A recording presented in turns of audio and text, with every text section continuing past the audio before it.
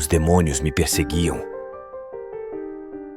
Eu tenho hoje 27 anos e acontecimentos como esses me perseguiram por toda a vida. Fui criada com minha avó e minha mãe em uma casinha simples, ao lado do que foi uma grande mansão no passado.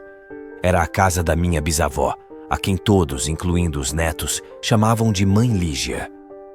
O que já ouvi falar sobre ela me leva a pensar que era uma mulher de personalidade muito forte, que chegou a enfrentar o marido com lenha do fogão.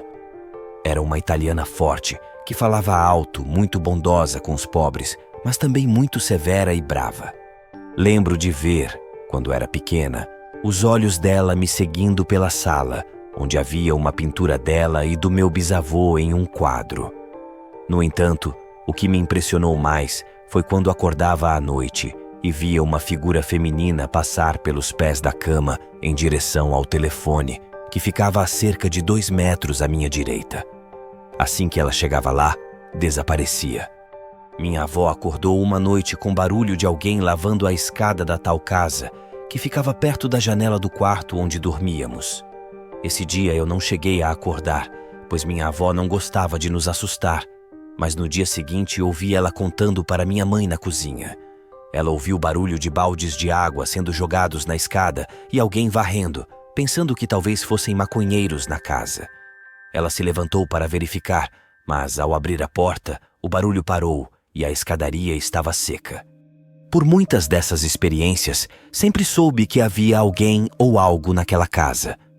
Algumas pessoas diziam que minha bisavó era má, mas isso era uma contradição, já que ela brigava com meu bisavô, que era contra a distribuição de comida que ela fazia para os pobres nos domingos.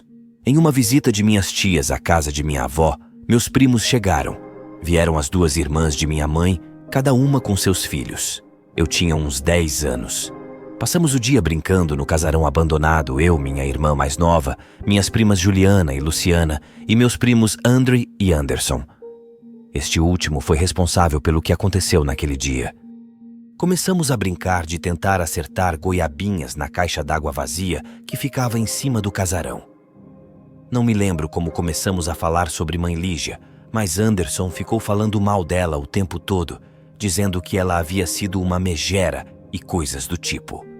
Nesse momento, ele conseguiu acertar uma goiabinha dentro da caixa d'água vazia. Ouvimos o barulho e até batemos palmas para ele porque era muito difícil, mas assim que ele virou as costas para a caixa d'água, a goiabinha fez o mesmo caminho de volta e bateu em suas costas. Isso foi o suficiente para que saíssemos correndo e o assunto se tornou quase um mito. Muitos anos depois, casei-me com um amigo do meu primo e contei a ele o que já tinha presenciado naquela casa, mencionando esse fato. Meu marido olhou para mim assustado e disse que, quando criança, ouviu a história do meu primo, mas nunca a levou a sério, pensando que fosse apenas uma brincadeira. No entanto, ao me ouvir falar sobre o que aconteceu muitos anos depois, ele ficou sério e assustado.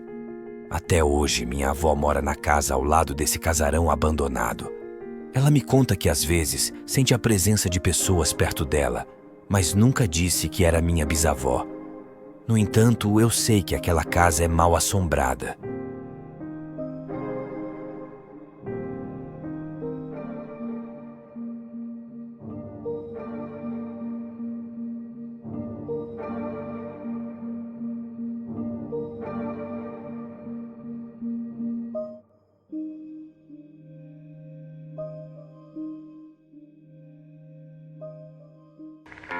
Mande seu relato para nós detalhando algum acontecimento sobrenatural que marcou a sua vida.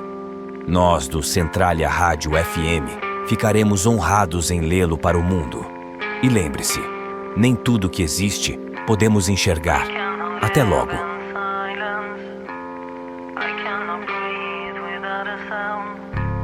Some other life